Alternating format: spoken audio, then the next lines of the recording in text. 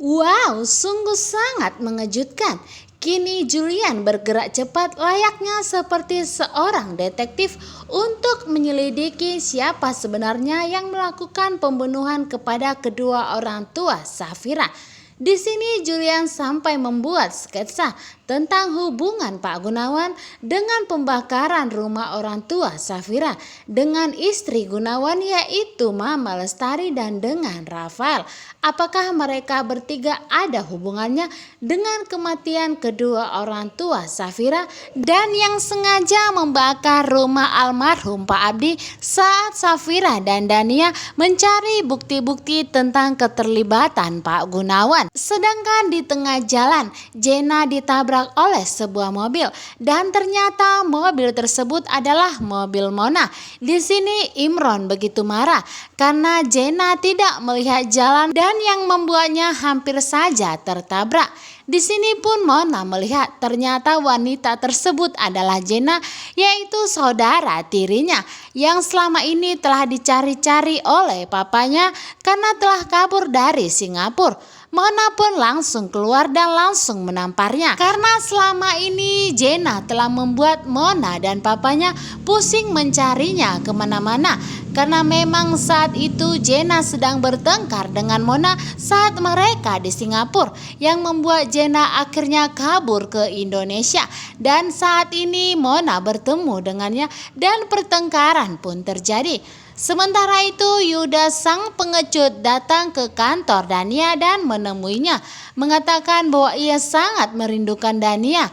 Di sini Dania awalnya pun kaget sebenarnya siapa lelaki yang ada di hadapannya. Akhirnya Dania pun membuka kumis dan membuka kacamatanya dan benar saja itu adalah Yuda. Di sini Dania tersenyum bahagia.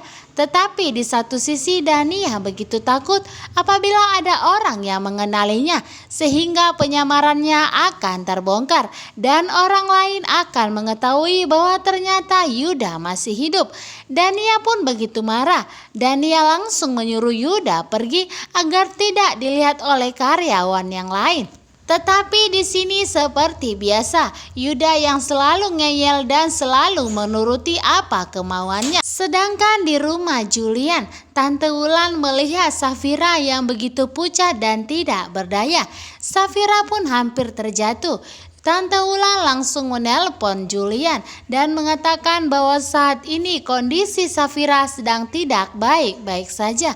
Tante Wulan, Mama Gina dan Julian takut terjadi apa-apa dengan Safira, terlebih lagi saat ini Safira masih mengandung anak Julian. Julian yang saat itu sedang ada di luar untuk menyelidiki tentang pembunuhan kedua orang tua Safira langsung bergerak cepat pulang untuk membawa Safira ke rumah sakit. Sedangkan di sebuah kafe, Yuda membawa Dania untuk makan siang bersama dan saat itu ternyata ada lelaki jahat yang ingin mencelakai Dania.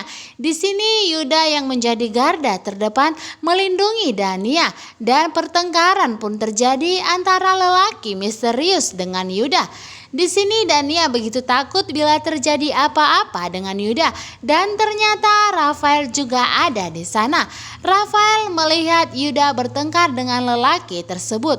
Akhirnya penyamaran pun terbongkar. Rafael telah mengetahui bahwa ternyata saat ini Yuda masih hidup. Yuda belum meninggal dunia. Rafael pun akan ketakutan.